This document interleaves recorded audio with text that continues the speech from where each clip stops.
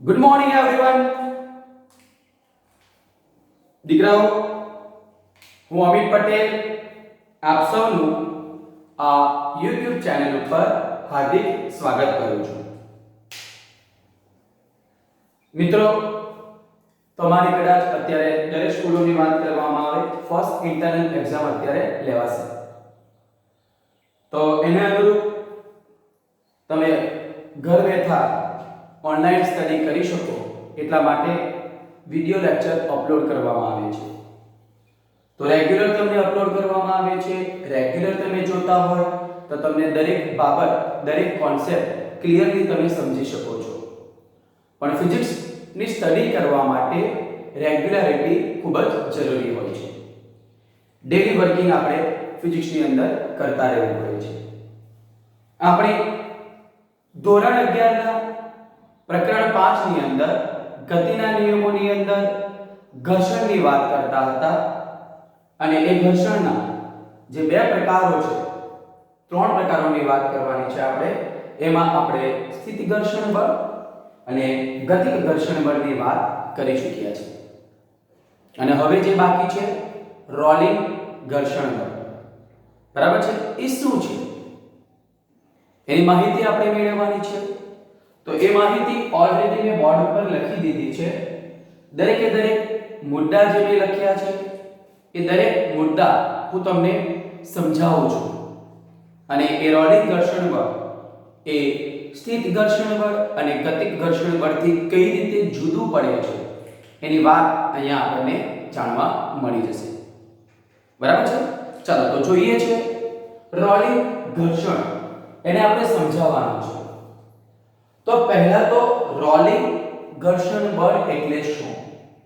તો જ્યારે કોઈ પદાર્થ સપાટી પરથી સરક્યા સિવાય, સરકીને એટલે ખબર ને, સરકે એટલે એક જ સપાટી એ આ સંપર્કમાં આવે. જ્યારે સરક્યા સિવાય એટલે પદાર્થ ગોળ ગોળ ફરતો હોય. તો જ્યારે પદાર્થ સરક્યા સિવાય ગબડતો હોય છે ત્યારે તેને જે ઘર્ષણ બળ લાગે છે એને આપણે રોલિંગ ઘર્ષણ બળ તરીકે ઓળખવામાં આવે છે. એટલે રોલિંગ ઘર્ષણ બળ ક્યારે લાગે? પદાર્થ જ્યારે સરક્યા સિવાય ગબડતો હોય ત્યારે આ રોલિંગ ઘર્ષણ બળ ઉદ્ભવે છે. ચાલો તો સમજાવું છું કેવી રીતે.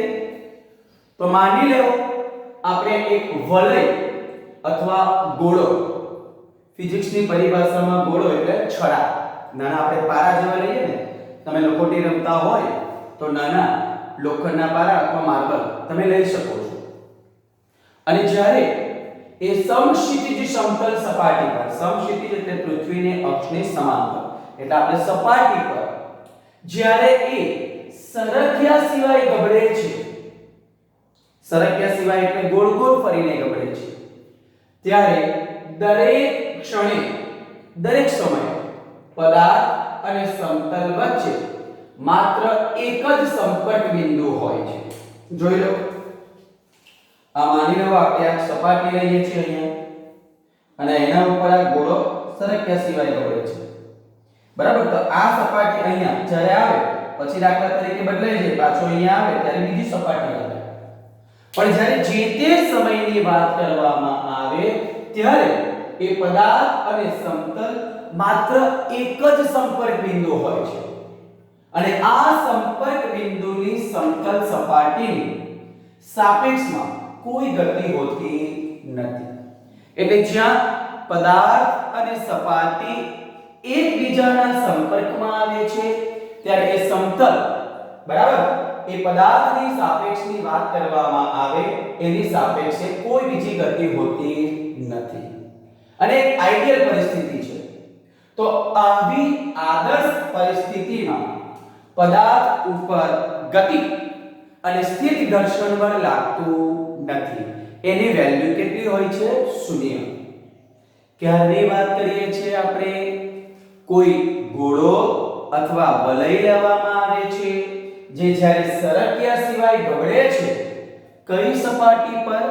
સમક્ષિતિજ સમતલ સપાટી પર સરક્યા સિવાય ગબડે છે ત્યારે આપણે દરેક સમયે એ પદાર્થ અને સપાટી, બરાબર, અથવા તો આ સમતલ, એની વચ્ચે માત્ર એક જ સંપર્ક બિંદુ હોય છે અને આ જે સંપર્ક બિંદુની વાત કરવામાં આવે એની સમતલ સપાટીની સાપેક્ષમાં, આ સમતલ સપાટી એની સાપેક્ષમાં કોઈ ગતિ હોતી નથી.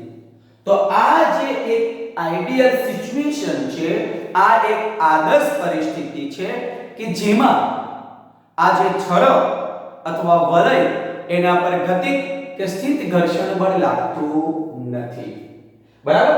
તેથી આ બે બળ લાગતા ન હોય તો પછી આવા પદાર્થો આ સમતલ સપાટી પર અચળ વેગથી ગતિ કરતા હોવા જોઈએ, બરાબર છે. પરંતુ આઈડિયલ કિસ્સો છે, આવું કોઈ બળ લાગતું ન હોય તો પદાર્થ અચળ વેગથી અહીંયા પોતાની ગતિ ચાલુ રાખે છે. પરંતુ વ્યવહારમાં આપણે જોઈએ છે કે આપણે ખૂબ લીસી સપાટી ધરાવતા કોઈ ગોળાને પણ આપણે કાચ ઉપર જ્યારે ગબડાવીએ છીએ ત્યારે એ સરક્યા સિવાય ગબડે છે, પરંતુ લાંબુ અંતર કાપીને પણ અંતે શું થાય છે? સ્થિર થઈ જાય છે. મતલબ કે એ પદાર્થ ઉપર સ્થિત ઘર્ષણ બળ, ગતિક ઘર્ષણ બળ લાગતું નથી, તો પણ પદાર્થ થોડું વધારે અંતર કાપીને પાછો શું થઈ જાય છે? સ્થિર થઈ જાય છે. એનો મતલબ એને ગતિને અવરોધતું કોઈ બળ લાગતું હોવું જોઈએ. જોઈ લો, આવા પદાર્થો અચળ વેગથી ગતિ કરતા હોવા જોઈએ, પણ વ્યવહારમાં આવી ગતિમાં કંઈક અવરોધ નડે છે અને જેના લીધે પદાર્થની ગતિ ધીમી પડે છે અને ત્યાર પછી એ પદાર્થ થોડું વધારે લાંબુ અંતર કાપીને શું થઈ જાય છે? સ્થિર થઈ જાય છે. તો ત્યારે જ્યારે પદાર્થ સરક્યા સિવાય ગબડતો હોય ત્યારે ગતિ કે સ્થિત ઘર્ષણ બળ નથી લાગતું, પરંતુ પદાર્થની ગતિને અવરોધતું એ જે બળ છે જેને આપણે રોલિંગ ઘર્ષણ બળ તરીકે દીકરાઓ શું કરવામાં આવે છે? ઓળખવામાં આવે છે, રોલિંગ ફ્રિક્શન. અને એ આપેલા દળના પદાર્થ માટે આ જે રોલિંગ ઘર્ષણ જે છે એ સ્થિર અને ગતિક ઘર્ષણ બળ કરતા 10^2 કે 10^3 ભાગનું હોય છે, હજારમાં ભાગનું.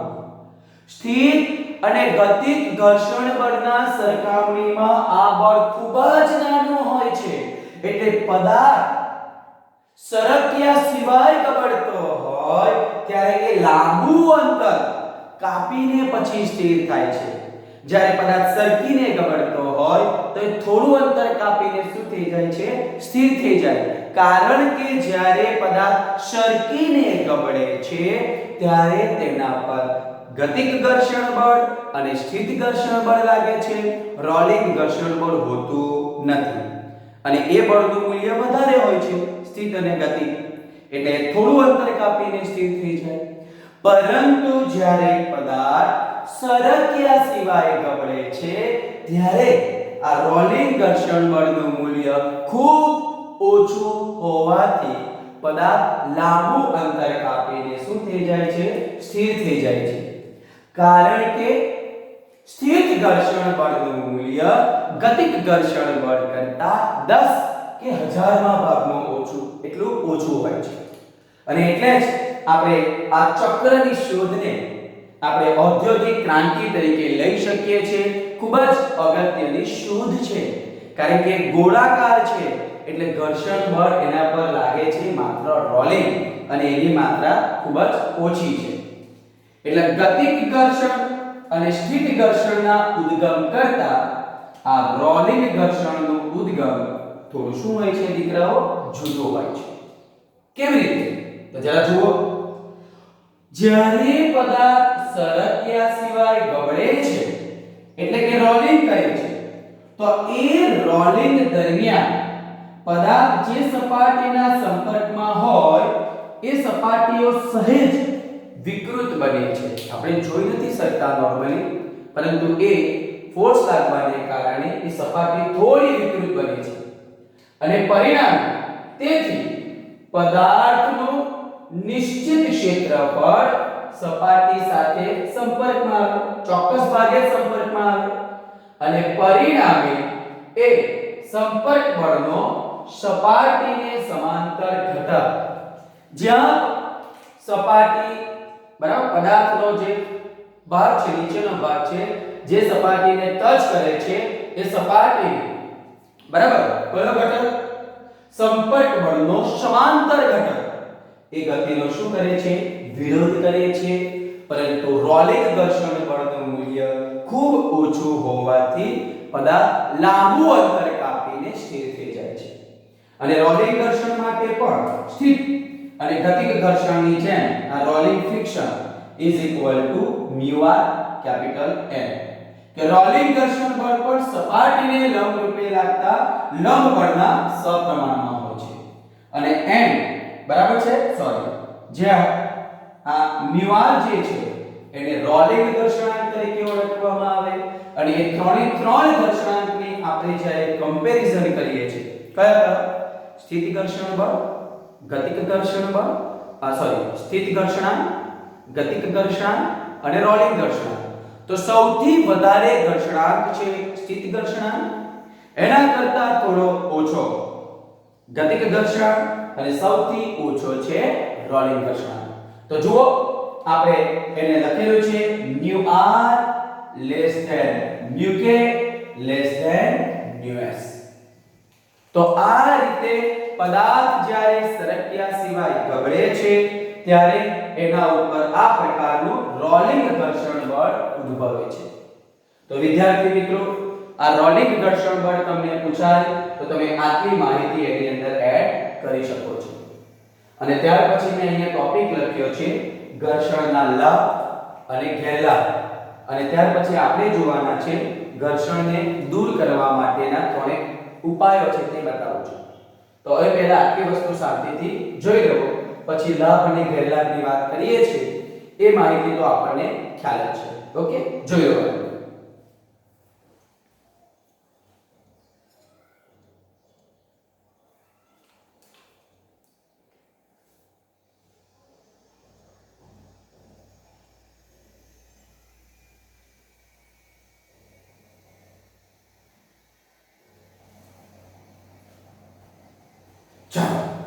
હવે આ જે ઘર્ષણ છે એ દરેક વખતે અનિચ્છનીય નથી હોતું. કેટલીક જગ્યાએ જરૂરી પણ છે અને કેટલીક જગ્યાએ જરૂરી નથી છતાં પણ એ ઉદ્ભવે છે, એટલે ત્યાં અનિચ્છનીય છે. તો એને અનુરૂપ ઘર્ષણના કેટલાક ફાયદા પણ છે અને કેટલાક ગેરફાયદા પણ છે. ચાલો તો આપણે જોઈ લઈએ ઘર્ષણના લાભ અને ગેરલાભ. તો જરા જુઓ, ઘર્ષણ કોઈક વાર ઇચ્છનીય અને જરૂરી છે, બરાબર, ક્યાં જરૂરી છે તે વાત કરીએ છીએ, અને કેટલીક વાર તે અનિચ્છનીય હોય છે, બરાબર છે. એટલે ઘર્ષણને અગ્નિ સાથે સરખાવેલું છે. અગ્નિ આપણને ફાયદાકારક પણ છે અને એટલું જ એ શું છે, નુકસાનકારક પણ છે. એટલે ઘર્ષણના જેટલા ફાયદા છે એટલી સામે એના ગેરફાયદાઓ પણ છે. ચાલો જુઓ, ઘર્ષણની હાજરીમાં જ એના ફાયદા કયા કયા છે, લાભ કયા કયા છે. તો આપણે ઘર્ષણની હાજરીમાં જ આપણે ચાલી શકીએ છીએ. પગની નીચેની સોલ અને સપાટી વચ્ચે ઘર્ષણ લાગે તો જ આપણે આગળ વધી શકીએ છીએ. ખબર છે ને, આપણા પગ અને સપાટીની વચ્ચે કેળાની છાલ આવી જાય તો ઘર્ષણનું મૂલ્ય ઘટી જાય અને પરિણામે આપણે શું થઈ જઈએ છીએ, પગ કેળાની છાલ ઉપર પડે તો આપણે પડી જઈએ છીએ, કારણ કે ઘર્ષણ લાગતું નથી. એટલે ઘર્ષણ આપણા ચાલવા માટે ખૂબ જ જરૂરી છે. વસ્તુને પકડી શકીએ છીએ, કોઈ સપાટી એકદમ લીસી હોય તો આપણે પકડી નથી શકતા કારણ કે આપણને ઘર્ષણ નથી લાગતું. એટલે વસ્તુને પકડવા માટે પણ ઘર્ષણ તો જરૂરી છે. લખવા માટે પણ ઘર્ષણ જરૂરી છે, બરાબર. નીચેની જે પોઈન્ટ છે એ આપણે કાગળ સાથે ઘસાય અને ઈંક નીકળે, પારો અંદર હોય, જે અંદર જાય ને ઈંકને બહાર ખેંચે છે. ચાલતા હોઈએ અને ચાલતા ચાલતા ઊભી રહેવું હોય તો પણ દીકરાઓ ઘર્ષણ તો જરૂરી જ છે. બરાબર? આગળ એટલે આ એક ફાયદો, ચાલવા માટે જરૂરી છે, વસ્તુને પકડવા માટે જરૂરી છે, લખવા માટે જરૂરી છે, ચાલતા હોય તો ઊભા રહેવા માટે. બીજું, અત્યંત લીસી સપાટી પર કાર માટે ગતિ કરવાનું અશક્ય છે. તમને ખબર છે કાદવની અંદર એકદમ કાદવ હોય, એકદમ કાદવ, અને એની અંદર આપણી ગાડી ફસી જાય તો ટાયર તો ફરે છે પણ ગાડી આગળ જતી નથી, કારણ કે એ કાદવ અને ટાયર વચ્ચે જે ઘર્ષણ લાગવું જોઈએ, જે પદાર્થને ગતિ કરાવે એવું ઘર્ષણ ઉદ્ભવતું નથી. એટલે લીસી સપાટી પર કાર ગતિ કરી શકતું નથી. એટલે કારની ગતિ માટે ટાયર અને સપાટી વચ્ચે ઘર્ષણ તો જરૂરી છે. એટલે ટાયર અને સામાન્ય સડક વચ્ચેનું ઘર્ષણ કારને એની ઝડપમાં વધારો કરવા માટે એટલે પ્રવેગ આપવા માટે જરૂરી બાહ્ય બળ પૂરું પાડે છે, અને જેના લીધે આપણે કાર શું કરી શકીએ છીએ? ગતિ કરી શકીએ છીએ. અને ઘર્ષણની હાજરીમાં જ આપણે યંત્રના ફરતા પૈડાની ગતિને એક બીજા પટ્ટા દ્વારા બીજા પૈડાને આપી શકીએ છીએ. બરાબર છે ને? રસ પીવા માટે જાઓ છો ત્યારે જુઓ ચક્કરદાર એકબીજા ઉપર આરામ, બરાબર, એ ફરે છે તો એક ગતિ બીજાને આપો છો તો કોના લીધે આપી શકો છો? ઘર્ષણને કારણે આપી શકીએ છીએ. તો દીકરાઓ, આટલા ઘર્ષણના લાભો છે. ઘર્ષણના ગેરલાભ શું છે? બરાબર છે?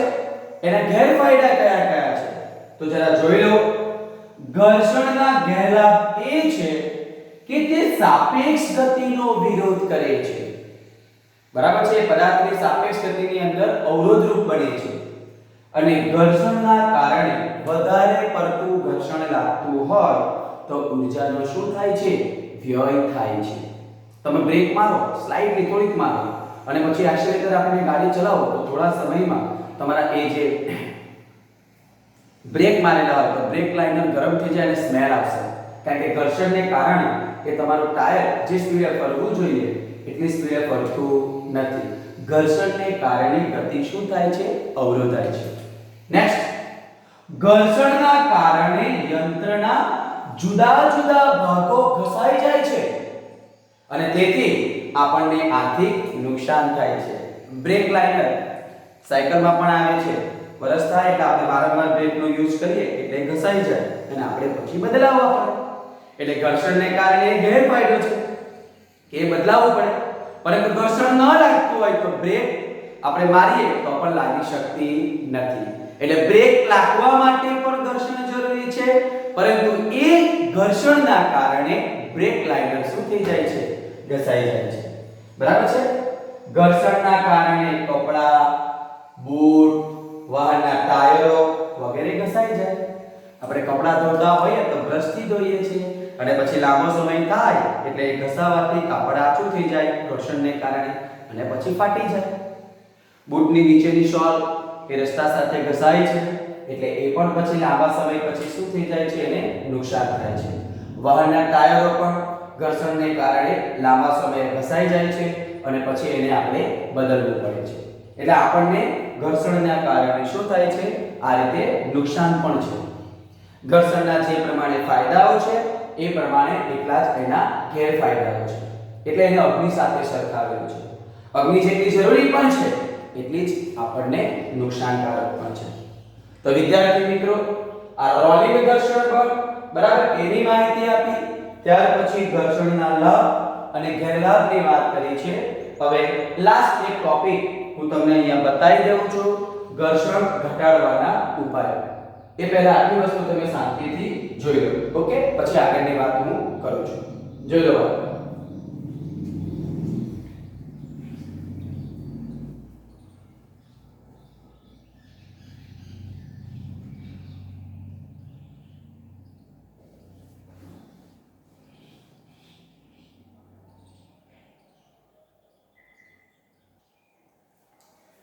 ચાલો, તો હવે ઘર્ષણ ઘટાડવા માટે આપણે શું કરી શકીએ?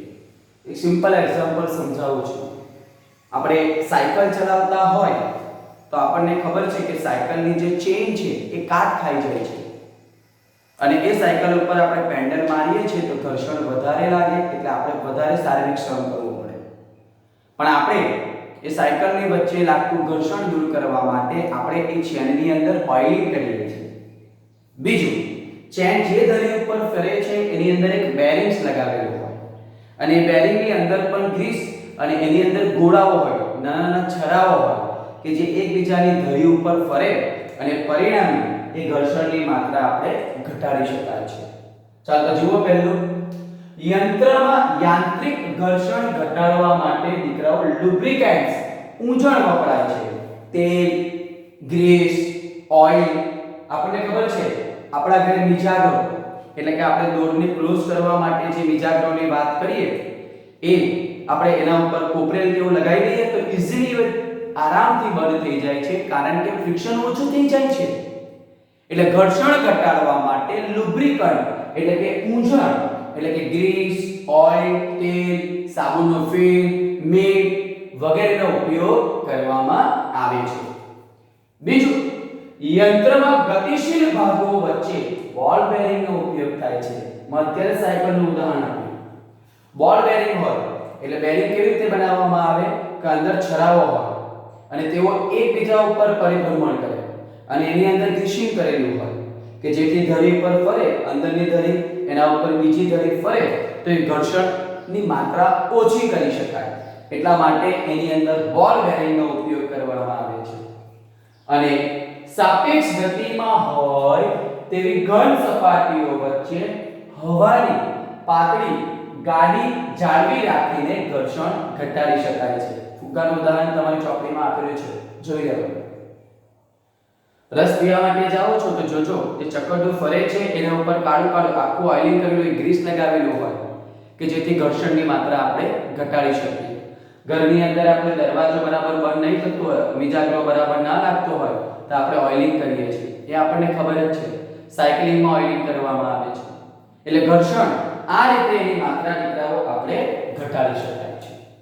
તો અહીંયા આપણો ટોટલી ઘર્ષણનો આખો કોન્સેપ્ટ દીકરાઓ પૂરો થઈ જાય છે. અને ત્યાર પછી વર્તુળમય ગતિ અને સમતલ વક્રાકાર અને સમતલ ઢોળાવવાળા વક્રાકાર માર્ગની ગતિની અંદર આ ત્રણ થિયરી છે અને લાસ્ટની અંદર FBD ફ્રી બોડી ડાયાગ્રામ એટલું બાકી છે. પણ આપણે ઘર્ષણને આધારિત જે કંઈ પણ દાખલાઓ છે તે હવે આના પછી આપણે જોઈ લઈએ. તો શાંતિથી વિદ્યાર્થી મિત્રો, મેં તમને કહ્યું છે એ પ્રમાણે ફિઝિક્સને સહેલું બનાવવું હોય તો રેગ્યુલારિટી ખૂબ જ જરૂરી છે.